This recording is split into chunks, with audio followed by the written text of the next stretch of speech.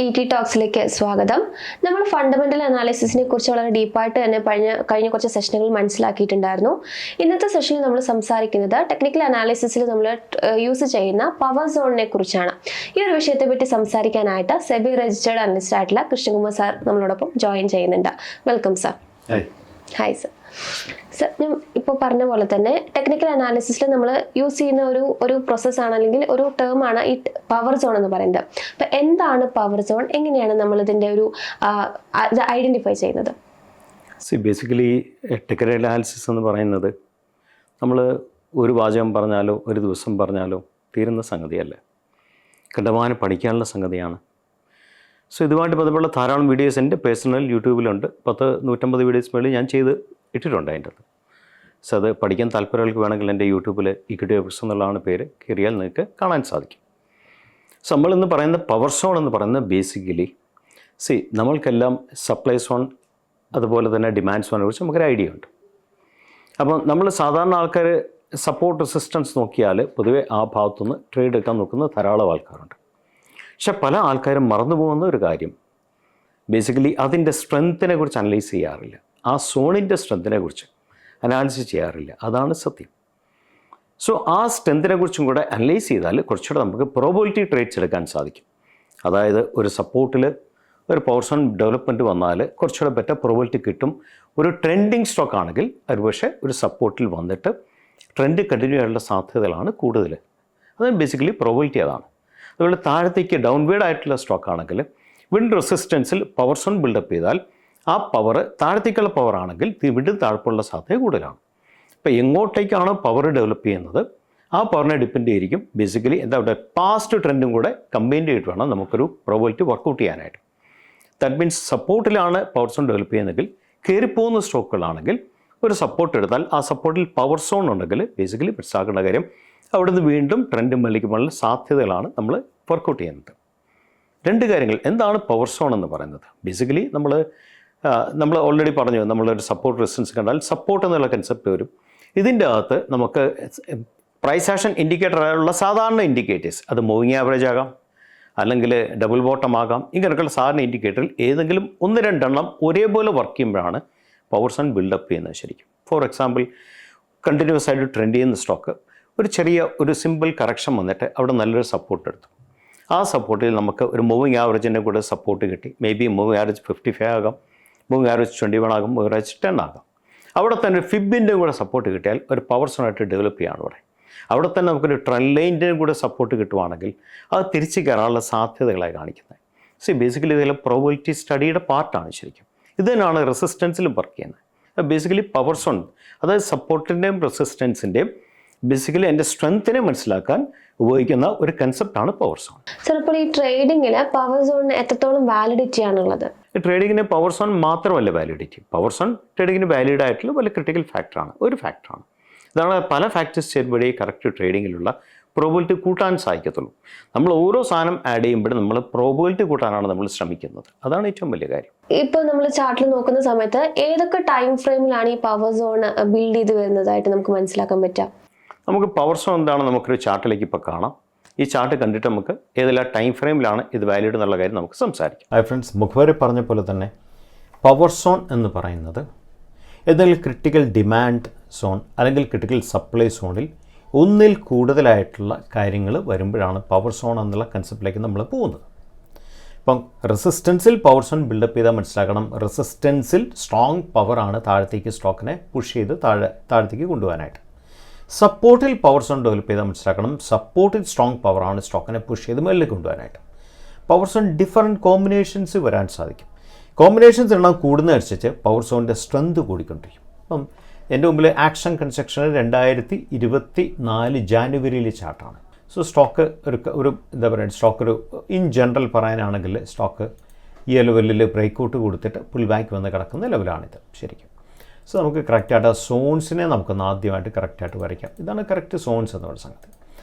ഈ ലെവലിൽ സ്റ്റോക്ക് കുറച്ച് നാൾ ഏകദേശം 2023 നവംബർ മുതൽ സംതിങ് അറൗണ്ട് 2024 ജാനുവരി വരെ ഒരു 2 മാസം 2.5 മാസം ഈ ലെവലിൽ കൺസോളിഡേറ്റ് ചെയ്തിട്ടാണ് സ്റ്റോക്ക് ബ്രേക്കൗട്ട് കൊടുത്തിട്ട് സ്റ്റോക്ക് പുൾ ബാക്കിലേക്ക് വന്നു. നമുക്ക് രണ്ട് കാര്യങ്ങളിലൂടെ മനസ്സിലാക്കാൻ സാധിച്ചു. ഒന്ന്, സ്റ്റോക്ക് ഔട്ട് പുൾ ബാക്ക് വന്നു, ബ്രേക്ക് ഔട്ട് സോണിലേക്ക് തിരിച്ച് പുൾ ബാക്ക് കംപ്ലീറ്റ് ചെയ്തു. ശ്രദ്ധിക്കേണ്ട കാര്യം, പുൾ ബാക്ക് കംപ്ലീറ്റ് ചെയ്യുമ്പം താഴത്തേക്ക് വന്ന ക്യാൻഡിൽസിനൊന്നും വോളിയുമില്ല, വളരെ ക്രിട്ടിക്കലാണ്. താഴത്തേക്ക് വരുന്ന ക്യാൻഡിൽ വോളിയുമില്ല. വോളി നമുക്കൊന്ന് ഓഫ് ചെയ്യാം. ബാക്കിയുള്ള പവർ സോൺ നമുക്ക് സംസാരിക്കാം. രണ്ടാമത്തെ കാര്യം നമ്മൾ ശ്രദ്ധിക്കേണ്ട കാര്യം, ഇത് പുൾ ബാക്ക് സോൺ മാത്രമല്ല, ഇത് ഡബിൾ ബോട്ടമായിട്ട് എടുക്കാൻ പറ്റും. പല ക്യാൻഡിൽസും അവിടെ തന്നെ സപ്പോർട്ട് എടുത്തു, ഡബിൾ ബോട്ടം എടുക്കാൻ പറ്റും. അപ്പം നമുക്കൊരു പുൾ ബാക്ക് എന്ന് പറയുന്ന കൺസെപ്റ്റിൽ ശരിക്കും ബ്രേക്ക് ഔട്ട് സോണിൽ സ്റ്റോക്ക് തിരിച്ചു വന്നു. അവിടെ തന്നെ പല ക്യാൻഡിൽസും സപ്പോർട്ട് എടുത്ത് ഡബിൾ ബോട്ടം ബിൽഡപ്പ് ചെയ്തു. അവിടെ തന്നെ നമ്മളൊരു മൂവിങ് ആവറേജ് 21 ഇട്ടാൽ 21 ആ ലെവലിൽ സ്ട്രോങ് ആയിട്ടുള്ള സപ്പോർട്ട് കൊടുക്കുന്നുണ്ട് ക്യാൻഡിൽസിന്. 21 സപ്പോർട്ട് കൊടുക്കുന്നുണ്ട് ക്യാൻഡിൽസിന്. ഇനി നമുക്ക് ഈ വരച്ചിട്ട് ലൈൻസ് ഒന്ന് മാറ്റാം. നമ്മൾ ഒരു ഫിബ് എടുക്കാൻ പോവുകയാണ്. അപ്പോൾ നമുക്ക് വേണമെങ്കിൽ ആ സോണിനെ നോട്ട് ചെയ്യാനായിട്ട് നമുക്കൊരു ആരോ മാർക്ക് ഇടാം. So we are removing these lines. ഇനി നമ്മൾ ഒരു ഫിബ് എടുക്കുന്നു. ഫിബ് എന്ന് പറയുന്നത് ഈ ലെവലിൽ നിന്ന് ഏറ്റവും പുൾ ബാക്ക് താഴെ വന്ന ലെവലിൽ നിന്ന് നമ്മൾ എടുക്കുന്നത് അപ് ടു ഹയസ്റ്റ് ലെവൽ. ആ സോണിലെ ഹയസ്റ്റ് ലെവൽ എന്ന് പറയുന്നത് ഇതാണ് ശരിക്കും. This is A highest level ആ സോണിൽ. നമുക്ക് എന്താ കാണാൻ പറ്റുന്നത്? ശരിക്കും 236 തന്നെ ഫിബിൻ്റെ സപ്പോർട്ട് കൊടുക്കുന്നു. അപ്പോൾ ഫിബിൻ്റെ സപ്പോർട്ടായി, അതിനോടൊപ്പം തന്നെ മൂവിങ് ആവറേജ് 21ൻ്റെ സപ്പോർട്ട് വന്നു. രണ്ട് കാര്യങ്ങൾ വന്നു. ഈ രണ്ട് കാര്യങ്ങൾ വന്ന് എവിടെയാണ് വന്നത്? ശരിക്കും പറഞ്ഞാൽ നമ്മൾ നേരത്തെ പറഞ്ഞ ഒരു ബ്രേക്ക് ഔട്ട് സോണിലാണ് ഈ സംഗതി വന്നിരിക്കുന്നത്. ആ ബ്രേക്ക് ഔട്ട് സോണിലെ പുൾ ബാക്കിലാണ് ഈ സംഗതിയെല്ലാം നടത്തിയിരിക്കുന്നത്. അപ്പോൾ എന്ത് സംഭവിച്ചു? പല പവറുകൾ സ്റ്റോക്കിനെ പുഷ് ചെയ്യാനായിട്ടുള്ള സ്ട്രെങ്ത് ഡെവലപ്പ് ചെയ്യുന്ന സോണായി ഇത് മാറി ശരിക്കും. അതിനോടൊപ്പം തന്നെ തിരിച്ച് താഴേക്ക് വന്ന ക്യാൻഡിൽസിൽ നമ്മൾ നേരത്തെ കണ്ടു അല്പം പോലും വോളിയുമില്ല. സോ ഇതൊരു പവർ സോണായിട്ട് ആക്ട് ചെയ്യുന്നുണ്ട്, നേരെ മുകളിൽ കയറിപ്പോയി. ഇനി ഈ ഒരു സ്റ്റോക്കിൻ്റെ ചാർട്ടാണ്, പഴയ ചാർട്ടാണ്, ഒക്ടോബറിലെ ചാർട്ടാണ്. നമുക്ക് വേണമെങ്കിൽ സോൺ ഒന്ന് മാർക്ക് ചെയ്യാം. ശരിക്കും will just mark in this zone. ഇതാണ് ശരിക്കും സോൺ. ഇവിടെ ബ്രേക്ക് ഔട്ട് കൊടുത്തിട്ട് സ്റ്റോക്ക് കയറിപ്പോയതിന് ശേഷം സ്റ്റോക്ക് ഇത് ഇവിടം വരെ വന്നുള്ളൂ. ഈ ഒരു സോണിൽ വന്ന് സ്റ്റോക്ക് സപ്പോർട്ട് എടുത്തിട്ട് കയറിപ്പോയി. അപ്പോൾ ഈ സോൺ എങ്ങനെ പവർ സോണായി എന്നാണ് നമ്മൾ നോക്കുന്നത്. ഇവിടെ നമ്മൾ ഉപയോഗിക്കുന്നത് പ്രൈസ് ആക്ഷൻ കൺസെപ്റ്റാണ്. ഈ ക്യാൻഡിൽ സ്ട്രോങ് ക്യാൻഡിലാണ്. 5.90 ആണ് ഈ ക്യാൻഡിൽ പ്രൈസിൽ എസ്കലേഷൻ കൊടുത്തത്, ഈ ഒരു ക്യാൻഡിൽ. അപ്പോൾ ഈ ഒരു ക്യാൻഡിൽ സ്ട്രോങ് ക്യാൻഡിലാകുമ്പോൾ എന്താ സംഭവിക്കുന്നത്? എപ്പോഴും ശ്രദ്ധിക്കണം, പ്രൈസ് ആക്ഷനിൽ ഒരു സ്ട്രോങ് ക്യാൻഡിലിൻ്റെ പകുതിയിലും സപ്പോർട്ട് കൊടുക്കും, താഴെയും സപ്പോർട്ട് കൊടുക്കും. സ്ട്രോങ് ക്യാൻഡിൽ എങ്ങനെയാണ് മനസ്സിലാക്കുന്നത്? സ്ട്രോങ് പ്രൈസ് എസ്കലേഷൻ കൊടുത്തു, ക്ലോസ് നിയർ ഹൈ ആണ് വന്നിരിക്കുന്നത്.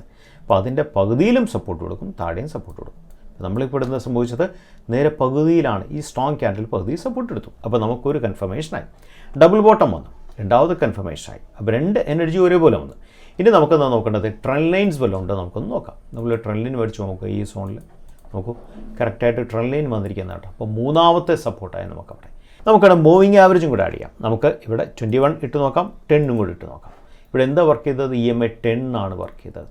സോ 21 മേളിൽ EMA 10 ആണ് വർക്ക് ചെയ്തിരിക്കുന്നത്. സോ EMA 10 സപ്പോർട്ട് എടുത്തു, ഡബിൾ ബോട്ടത്തിൽ സപ്പോർട്ട് എടുത്തു, ട്രെൻഡ് ലൈനിൽ സപ്പോർട്ട് എടുത്തു, പ്രൈസ് ആക്ഷൻ ക്യാൻഡിൽ സപ്പോർട്ട് എടുത്തു.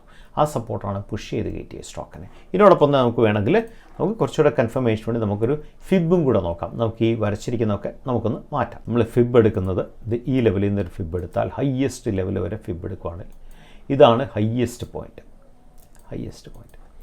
ഇതാണ് ലോവസ്റ്റ് പോയിൻറ്റ്. ഫിബ് എടുത്താൽ കറക്റ്റ് 0.236 ഫിബും കൊടുക്കുന്നത്. അപ്പോൾ എത്ര എനർജിയുടെ ഫോഴ്സസ് ആണ് സ്റ്റോക്കിനെ പുഷ് ചെയ്ത് വിട്ടത്? അതിനെ പറയുന്ന പേരാണ് പവർ സോൺസ്. പവർ സോൺസ് വളരെ ക്രിട്ടിക്കലാണ് സ്റ്റോക്ക് ട്രേഡിങ്ങിൽ. നമ്മളിപ്പം സപ്പോർട്ട് ലെവലിലൊക്കെ ഉണ്ട്, നമുക്ക് റെസിസ്റ്റൻസ് ലെവലിൽ ഒന്ന് വർക്കൗട്ട് ചെയ്യാം. നമുക്ക് റെസിസ്റ്റൻസ് ലെവലിൽ വർക്കൗട്ട് ചെയ്യാനൊരു ചാർട്ട് എടുത്തു. 2024 ഒക്ടോബറിലെ ചാർട്ടാണ്. സോ നമ്മൾ നോക്കും ഇതിൻ്റെ എന്താ സംഭവിച്ചു, ഈ ഒരു സോണിൽ എന്താ സംഭവിച്ചത് നമ്മൾ നോക്കിയാൽ നമുക്ക് മൂവിങ് ആവറേജ് 10 ഒന്നിടാം. 10 എന്താ സംഭവിച്ചാൽ 10ൻ്റെ താഴെ ക്യാൻഡിൽസ് വന്നിട്ട് ഈ ഒരു ക്യാൻഡിൽ ശരിക്കും 10 ടച്ച് ചെയ്ത് കയറാൻ പറ്റിയില്ല. എന്തുകൊണ്ട് കയറാൻ പറ്റില്ല? അവിടെ പവർ എന്തെങ്കിലും വർക്ക് ചെയ്തുകൊണ്ടെന്നുള്ളതാണ് നമ്മൾ നോക്കുന്നത്. തൽക്കാലം ക്യാൻഡിൽ നിന്ന് നമുക്ക് മൂവിങ് ആവറേജ് 10ൻ്റെ താഴെയാണ് വന്നിരിക്കുന്നത്, റെസിസ്റ്റൻസ് സിറ്റിയെ താഴെ പോയിരിക്കുന്നത്. മൂവിങ് ആവറേജ് നമുക്ക് തൽക്കാലം ഒന്ന് ഓഫ് ചെയ്യാം. നമുക്ക് ഈ ലെവലിൽ ട്രെൻഡ് ലൈൻസ് വർക്ക് ചെയ്യുന്നുണ്ടെന്ന് ആദ്യം നോക്കണം. So will try A trend line. Actually നോക്കൂ, ഇവിടെ എന്താ വർക്ക് ചെയ്യുന്നത്? ട്രെൻഡ് ലൈൻ ഇവിടെ വന്നു, ട്രെൻഡ് ലൈൻ ഇവിടെ സ്റ്റാർട്ട് ചെയ്ത ട്രെൻഡ് ലൈൻ വീണ്ടും ഇവിടെ ഹിറ്റ് ചെയ്തു, ഇവിടെ ഹിറ്റ് ചെയ്തു, ഇവിടെ ഹിറ്റ് ചെയ്തു, ഇവിടെ ഹിറ്റ് ചെയ്തു, ഇവിടെ ഹിറ്റ് ചെയ്തു, ഇവിടെ ഹിറ്റ് ചെയ്തു, ഇവിടെ ഹിറ്റ് ചെയ്തു. എത്ര ക്യാൻഡിൽസിനെ ഹിറ്റ് ചെയ്തിരിക്കുന്നത് ശരിക്കും. അപ്പോൾ നമുക്കിവിടെ കാണാൻ പറ്റിയ എന്താ?